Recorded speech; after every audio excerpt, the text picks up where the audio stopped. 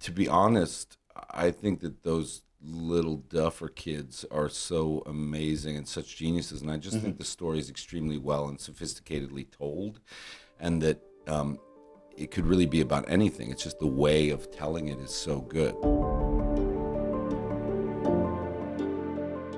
For me, the thing that's unique about it is that it's earnest in a time when I feel like it's difficult in the modern world. There's sort of two things to be, that you can be kind of cynical and kind of, over it, and you can be saccharine and sentimental. And Stranger Things kind of finds that balance that I find is just true, earnest.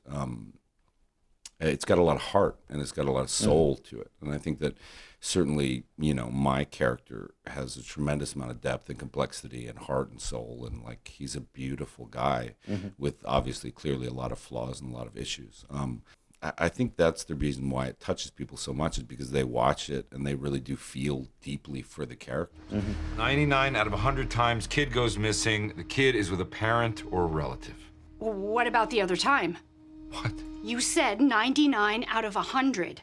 What about the other time? The one! I certainly felt when I watched the show all put together in the first season that it was something really special, and it was something where it was just of a piece. It could have ended there. And I think some of the debate that goes on, which I really like, Duffers really like, is like, maybe you like season 1 better than you like season 2. Like I like The Empire Strikes Back better than I like the original Star Wars. But they're both sort of great pieces in and of themselves. And so I think we sort of threw out the mold a little bit and started with this stuff afresh. And we're going to continue to take risks. I mean, the horror show could have been that, Jim Hopper shows up saying catchphrases like "mornings are for coffee and contemplation" like every scene, and we just sort of trot out all the greatest hits. And thankfully, we didn't do that. And I think that's part of the reason why audiences respond, is they're like, oh, we love these characters and we want to see them grow and develop and change and encounter new things.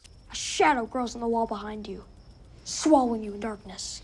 It is almost here. What is it? What if it's the Demogorgon?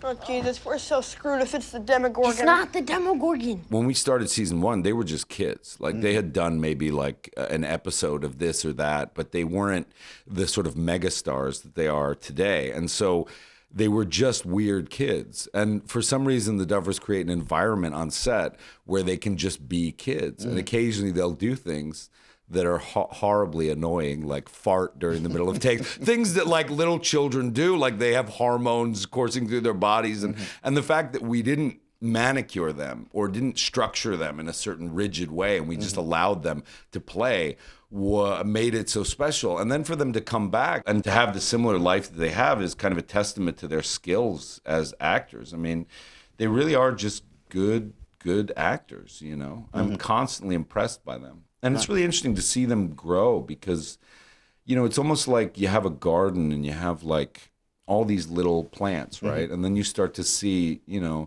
ones that you think are going to go in some direction. As they begin to grow, you see they're going in different directions and stuff. And that's kind of exciting as a fellow actor to watch. So it's interesting to see who these kids are becoming. Like, some of them are becoming real artists, and that's like exciting. Dentist office opens in 5, 4, 3, 2, 1.